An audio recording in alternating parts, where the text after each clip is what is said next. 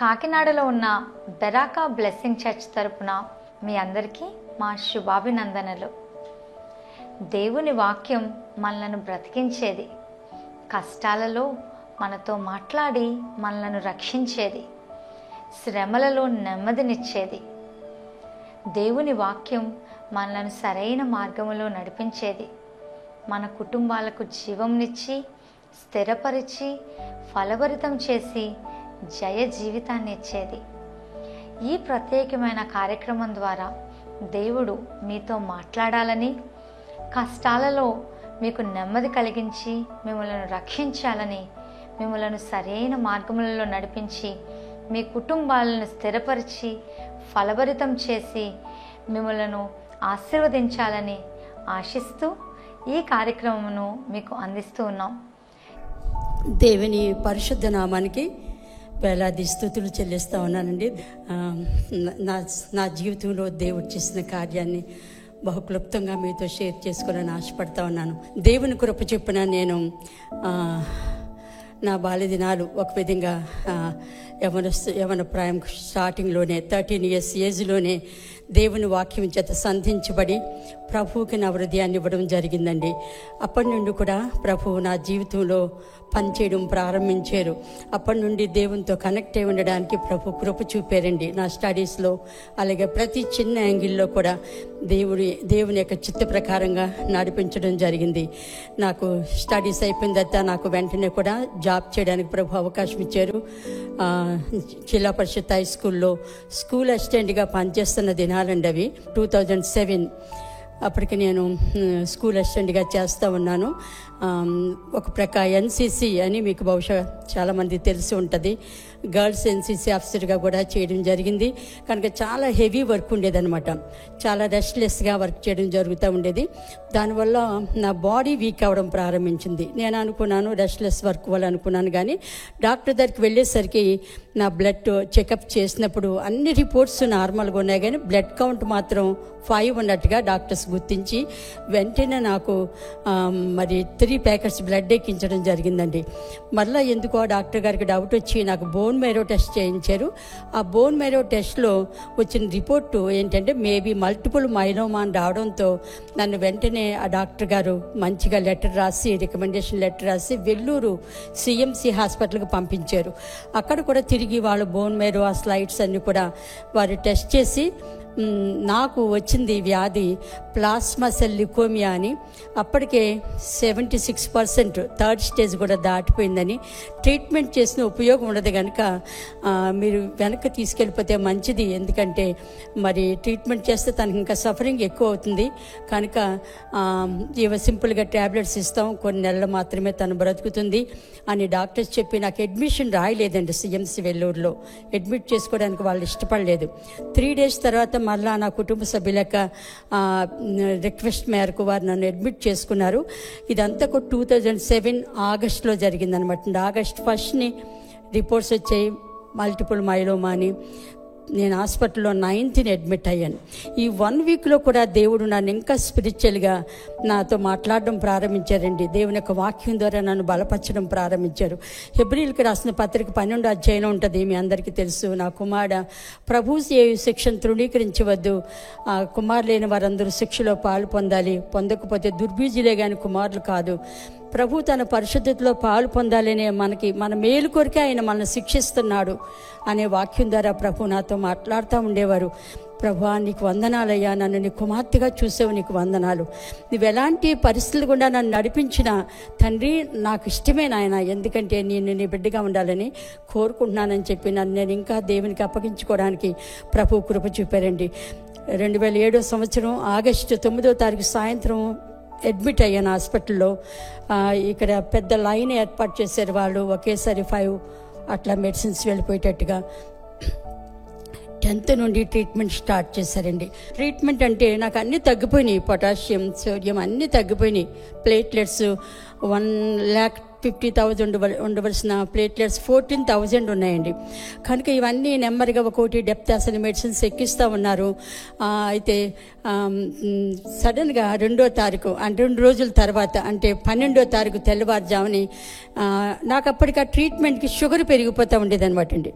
దాంతో వాళ్ళు ప్రతి 2 గంటలకి షుగర్ టెస్ట్ చేసి నాకు ఇన్సులిన్ డైరెక్ట్గా పెట్టేశారనమాట. కనుక నిద్రపోతున్నా లేపి షుగర్ టెస్ట్ చేసేవారు. రెస్ట్లెస్గా ఉండేది బాడీ. సడన్గా 12వ తారీఖు తెల్లవారుజామునే నాకు మెలకు వచ్చింది. ఎవరో మాట్లాడుతున్నట్టుగా అనిపించి లేచి బైబిల్ ప్రక్కనే ఉంది చదువుకోవడం ప్రారంభించాను. యెషయా గ్రంథం 66:14 దేవుడు నాకు ఒక వాగ్దానాన్ని చూపిస్తూ ఉన్నారండి. అదేంటంటే, మీరు చూడగా మీ హృదయం ఉల్లసించును, మీ ఎముకలు లేతగడ్డి వలె బలీను, యెహోవా సేవకులేలా ఆయన హస్తబలము కనపరచబడును. నాకెందుకో చాలా గొప్ప ధైర్యం వచ్చింది. నాకు వచ్చింది క్యాన్సర్ అని తెలియదు నాకు. తర్వాత డాక్టర్ ఆల్రెడీ చెప్పారంట, ఆమె ఎముకలకు కూడా క్యాన్సర్ సెల్స్ పట్టేసి ఉంటాయి కనుక ఏ ఎముకైనా ఎప్పుడైనా విరిగిపోవచ్చు, చెద తిన్నట్టుగా అయిపోతాయి.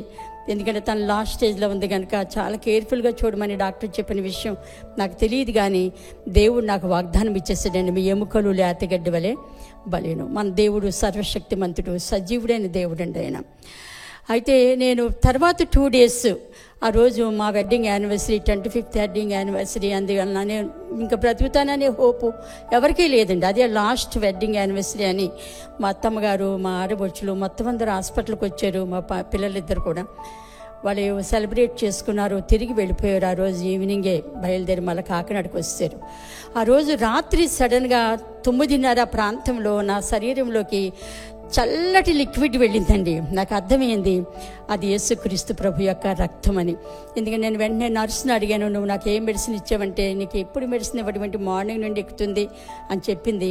నాకు తెలిసింది ఏంటంటే, ప్రభు తన రక్తాన్ని నాలోకి పంపించారని అర్థమైందండి. ఇంపార్టెంట్ ఆర్గాన్స్ అన్నీ ఫ్రాక్షన్ ఆఫ్ సెకండ్లో స్ప్రెడ్ అయిందండి. అది దేవుడు గొప్ప దేవుడు అండి. ఆయన ఆశ్చర్యకార్యాలు చేసే దేవుడు, అద్భుతాలు చేసే దేవుడు అండి. ఈరోజు మీ మధ్యకి మళ్ళా 2వ వచ్చి ఇలాగ దేవుడు చేసిన మేలు జ్ఞాపకం చేసుకోవడానికి ప్రభు ఇచ్చిన గొప్ప ఆధిక్యతను బట్టి దేవుడిని నేను ఎంతో స్తుతిస్తూ ఉన్నాను. ఎందుకంటే ఆయన సజీవుడు, ఆయన సర్వశక్తిమంతుడు. అయితే వాళ్ళు నాకు 16 కెమో ఇంజెక్షన్స్ ఇవ్వాలన్నారు. సర్కిల్ ఇదంతా కూడా 2007 ఆగస్టు 12ని వాగ్దానం ఇచ్చాడు. 14ని ప్రభు యొక్క రక్తాన్ని పంపించారు. 17ని నాకు కిమో స్టార్ట్ చేశారండి. యాక్చువల్గా 4 ఒక సర్కిల్ అంటే 4 ఇంజెక్షన్స్ అయిన తర్వాత మళ్ళీ వాళ్ళు బ్లడ్ టెస్ట్ చేస్తే వచ్చిన రిపోర్ట్ ఏంటంటే 3/4 క్యాన్సర్ సెల్స్ పోయినట్టుగా రిపోర్టు వచ్చింది. దేవుని నామానికి మహిమ కలుగును గాక.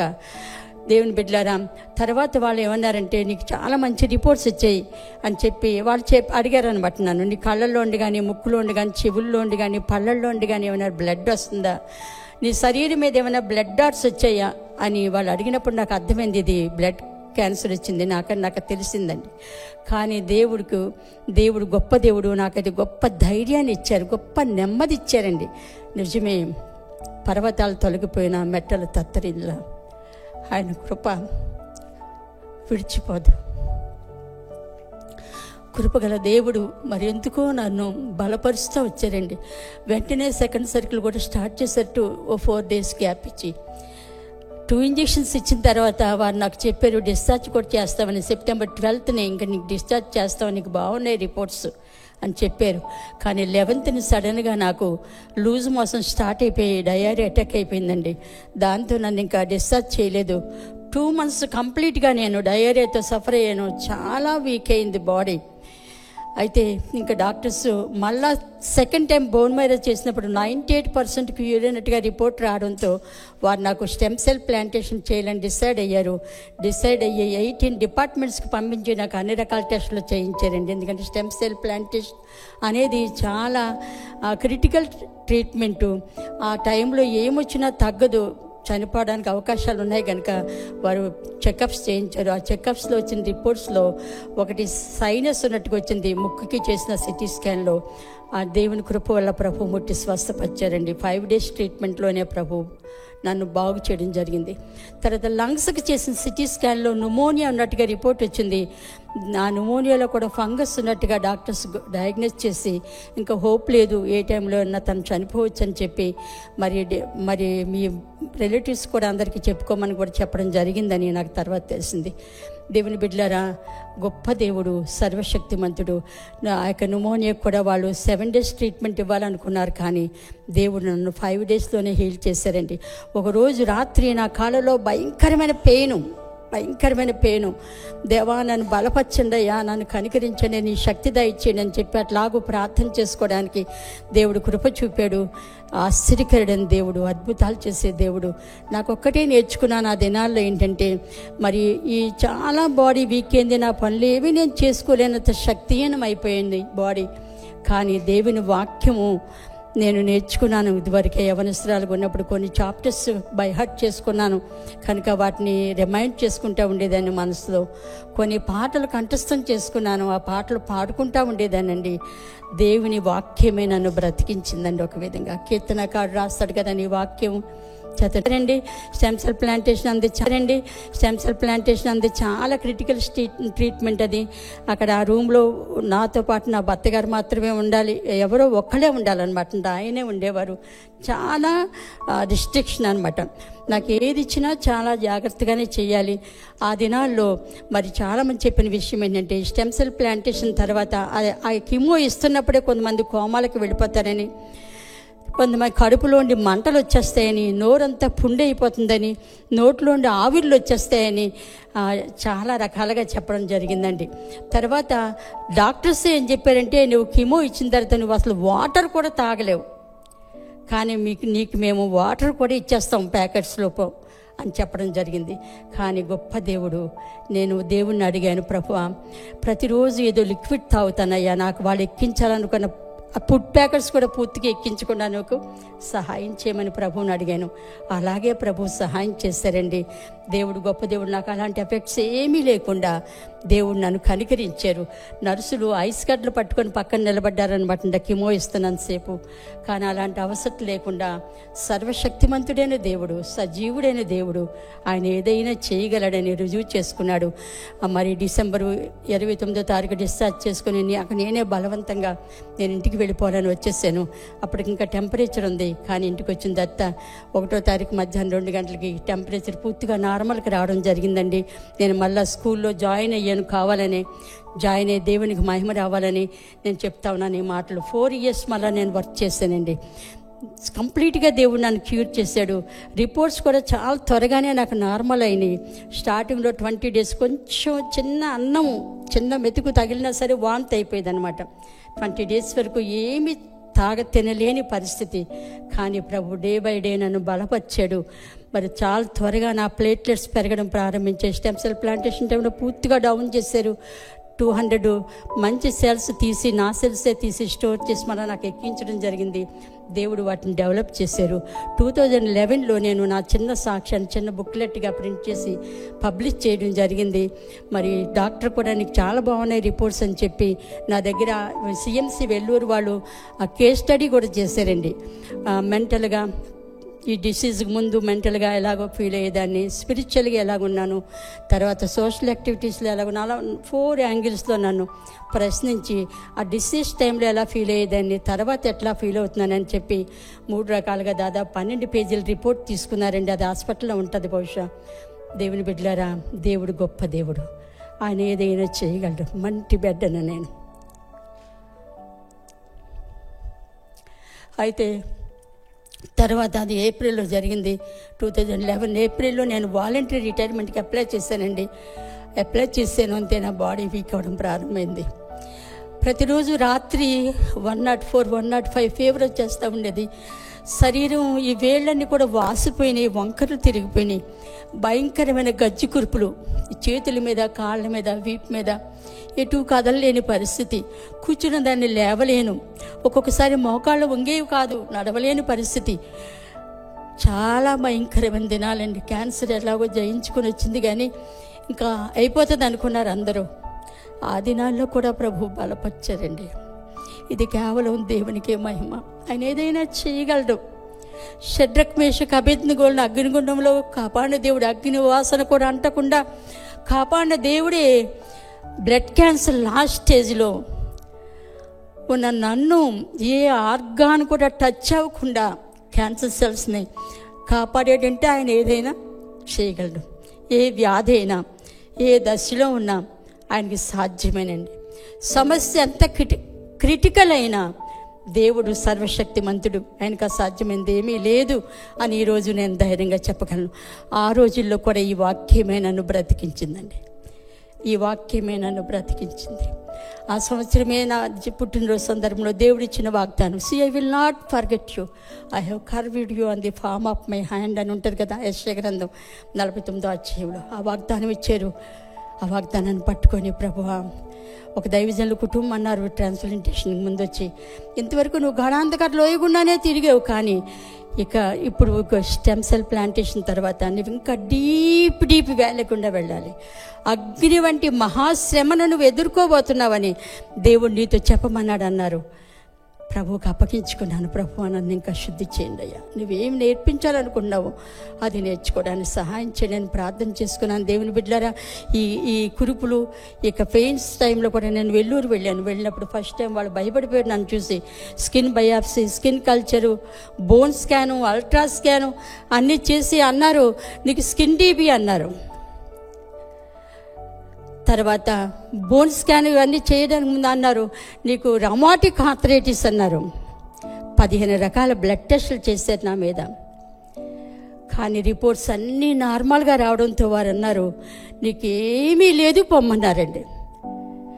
ఏంటి నాకు రోజు రాత్రి జ్వరం వస్తుందండి, రోజు 104 పైన జ్వరం ఉంటుంది, నేను కూర్చున్న దాన్ని లేవలేకపోతున్నాను, భయంకరమైన పెయిన్స్ ఉన్నాయంటే వాళ్ళు చెప్పిన విషయం ఏంటంటే నీకు రిపోర్ట్స్ అయితే నార్మల్గా ఉన్నాయి కనుక జ్వరం వస్తే పారాసెటమాల్ వేసుకో, పెయిన్స్ ఉంటే ఏదైనా పెయిన్ కిల్లర్ వేసుకో, కానీ మేము మాత్రం ఏమి రాయమని చెప్పి నన్ను పంపించారు. దేవుని బిడ్డలారా, దేవునికి మహిమ కలుగునుగాక. తిరిగి ప్రభువుకి అప్పగించుకున్నాను. కొన్ని రోజులు మాత్రం ఫిజియోథెరపీ చేయించుకోవడానికి వెళ్ళడం జరిగింది. కానీ ఆ జ్వరం ఎప్పుడు తగ్గిపోయిందో తెలియదు, ఆ పెయిన్స్ కూడా ఎట్లా పోయినాయో తెలియదు. మన దేవునికి ఏదైనా సాధ్యమేనండి, ఏదైనా సాధ్యమే. Skin TB, రొమాటిక్ arthritis, blood cancer, plasma cell leukaemia అనేది డయాగ్నోజ్ అవ్వదంట అసలు, diarrhoea, pneumonia, high BP, high sugar, అన్నిటి నుండి విడిపించిన దేవుడు సజీవుడు కాదండి. ఆయన ఎప్పుడో లాజర్ను బ్రతికించడం కాదు, 2 times కొలాప్స్ అయిపోయానండి నేను, పూర్తిగా ప్రాణం పోయింది ఒక విధంగా. ఎందుకంటే ప్రతిరోజు నాకు మార్నింగ్ ఈవినింగ్ కూడా ఏం చేసేవారంటే నాకు బీపీ, తర్వాత టెంపరేచరు, వెయిట్ చూసేవారు. 2 times వెయిట్ చూస్తున్నప్పుడు అట్లా కొలాప్స్ అయిపోయాను నేను. కానీ ప్రభువు నాకు ఎందుకో మళ్ళా జీవం ఇచ్చారు. ఈరోజు మీ దగ్గరికి రావడానికి ప్రభు ఇచ్చిన గొప్ప ఆధిక్యత. నేను ఏమాత్రం యోగ్యురాలు కాను. దేవుని బిడ్డలారా, దేవుడు ఏదైనా చేయగలడు కనుక వాక్యాన్ని నమ్ముదాం. మనం వాక్యాన్ని ధ్యానిద్దాం, వాక్యాన్ని పఠిద్దాం. చిన్నపిల్లలు, యవనస్తులు వాక్యాన్ని బైహార్ట్ చేయండి. పెద్ద వయసు వచ్చాక బైహార్ట్ చేసినా గుర్తుండకపోవచ్చు, మీకు ఇంకా అవకాశం ఉంది. అప్పుడు చదివిన వాక్యమే నన్ను ఈరోజు కూడా నా మైండ్లో తిరుగుతూనే ఉంటుంది. దేవుని స్తుతించడం నేర్చుకున్నాను ఆ రోజే. కనుక ఆ రోజు నుండి ప్రభు డే బై డే బలపరుస్తున్నాడు. సెకండ్ టైం వెళ్ళినప్పుడు ఆ డాక్టర్స్ ఆశ్చర్యపోయారండి. నాకు ఎలా పోయినాయో వాళ్ళకి అర్థం కాలేదు, ఈ కురుపులు ఎలా తగ్గిపోయినాయో వాళ్ళకి అర్థం కాలేదు. మన దేవునికి సమస్తం సాధ్యమండి. 2019 వరకు స్టార్టింగ్లో 1 month, 2 months, తర్వాత 3 months, 6 months, 1 year అట్లా చెకప్స్కి వెళ్ళాను. 19 February లాస్ట్లో వెళ్ళాను. అప్పుడు డాక్టర్ చెప్పారు నువ్వు ఇంకా రానవసరం లేదు, నీకు అంతా బాగుంది, నీకేమొచ్చినా లోకల్గా చూపించుకోమని చెప్పారు.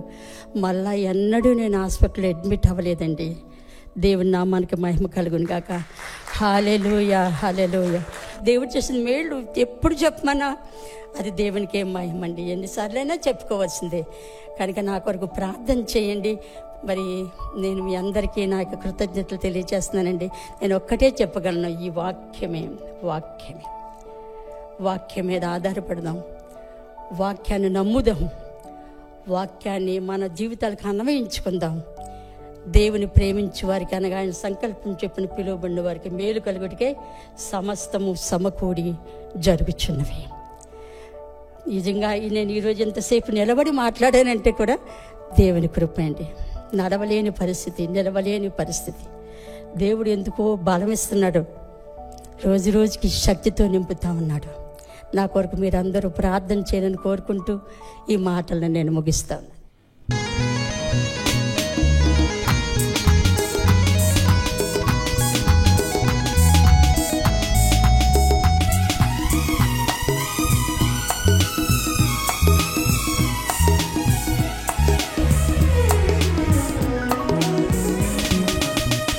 సంగమా సర్వంగమా పరలోక రాజ్యపు ప్రతిబింబమా మెస్సయ్యను ఎదుర్కొనగా నీతినలంకరించి సిద్ధపడుమా. ఓ సంగమా వినుమా,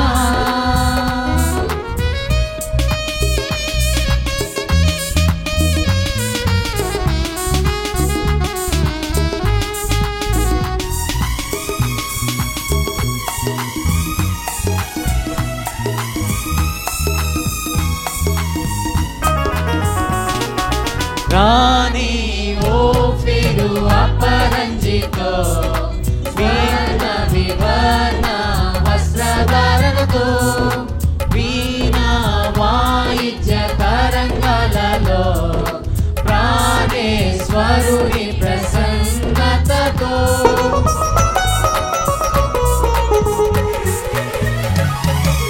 రాణి ఓ ఫిరు అపరంజితో స్వర్ణ వివర్ణ వస్త్రధారణతో వీణా వాయిద్య తరంగాలలో ప్రాణేశ్వరుని ప్రసన్నతతో ఆనంద తైల సుగంధాభిషేకము ఆనంద తైల సుగంధాభిషేకము పొందితివా యేసునందు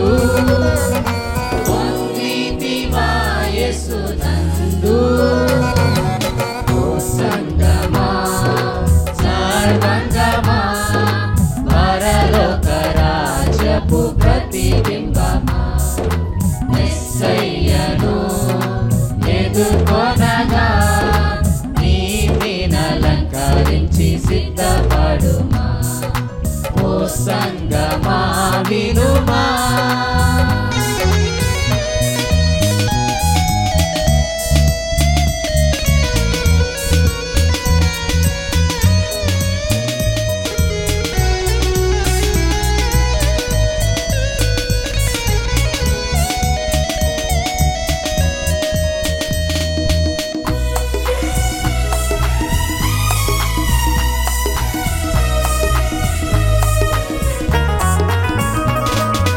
క్రీస్తే నిన్ను ప్రేమించెనని తన ప్రాణమర్పించెనని స్వస్థపరచెని దోషముగా ముడత కలంకము లేనిదిగా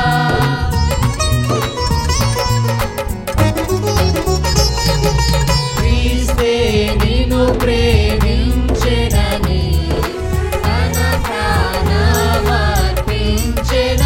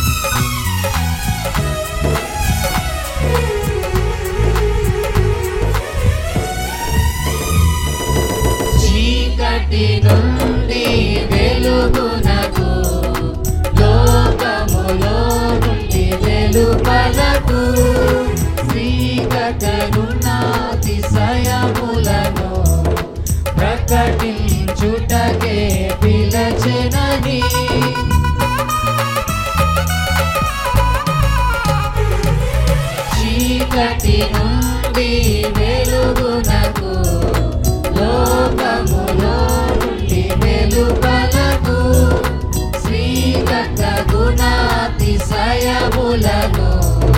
ప్రకటించుటకే పిలచెనని గుర్తించుచుంటివా, క్రియలను గంటివా, గుర్తించుచుంటివా, క్రియలను గంటివా, సజీవముగనున్నావా,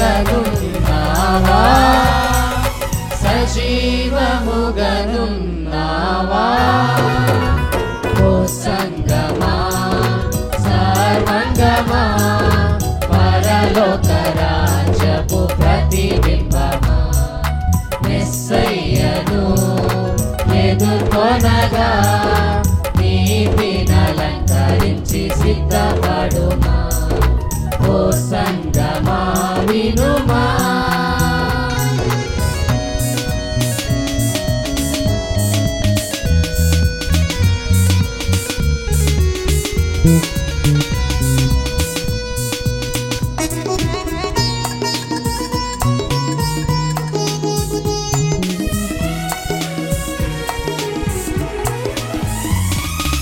వ్యభిచారము నరహంతకులు, పోకిరి చేష్టలు డాంబికులు, అబద్ధ జనకుని ఆసనము యెజబెలు నీ యొద్ద నివసించెను.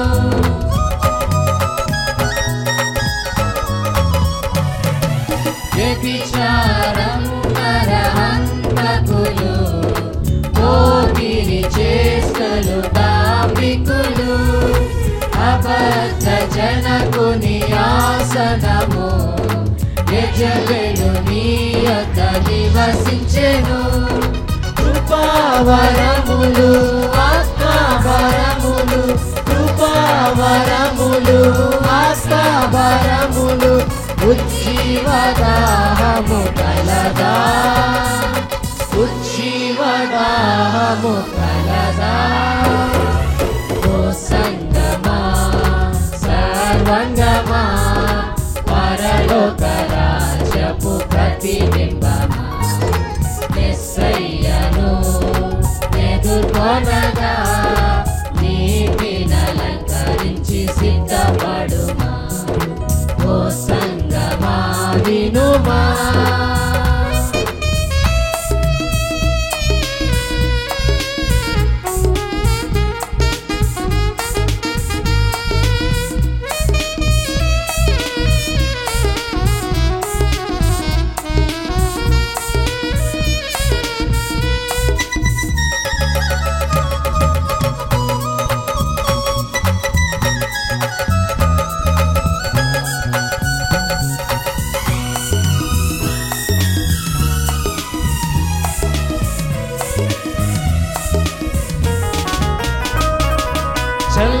చల్లగనైనా వెచ్చగను, ఉండిన నీకది మేలగును, నులివేచ్చని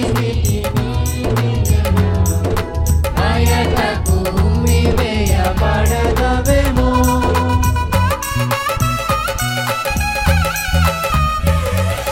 చల్లగనైనా వెచ్చగను, నీకది మేలగును, నులివేచ్చని స్థితి నీకుందినా, బయటకు ఉమ్మివేయబడదవేమో.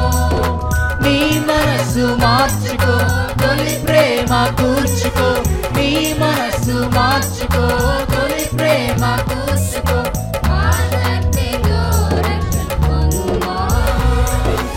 ఆశక్తితో రక్షణ పొందుమా. ఓ సంగమా సర్వంగమా, పరలోక రాజ్యపు ప్రతిబింబమా, మెస్సయ్యను ఎదుర్కొనగా నీతినలంకరించి సిద్ధపడుమా.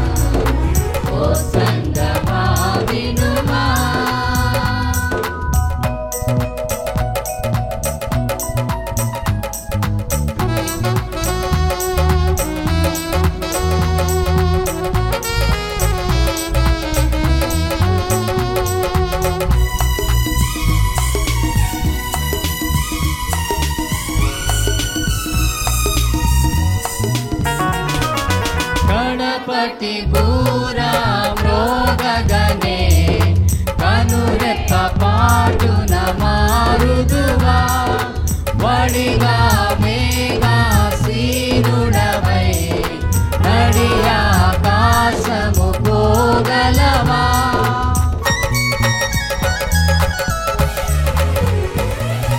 కడపటి బూరా మ్రోగగనే కనురెప్ప పాటున మారుదువా వడిగా మేఘా సీనుడవై నడి ఆకాశము పోగలవా గొర్రె పిల్ల సంగమా క్రీస్తురాజు సంగమా గొర్రె పిల్ల సంగమా క్రీస్తురాజు సంగమా రారాజుని ఎదుర్కొనగలవా రారాజుని ఎదుర్కొనగలవా ఓ సంగమా సర్వంగమా పరలోక రాజ్యపు ప్రతిబింబమా మెస్సయ్యను ఎదుర్కొనగా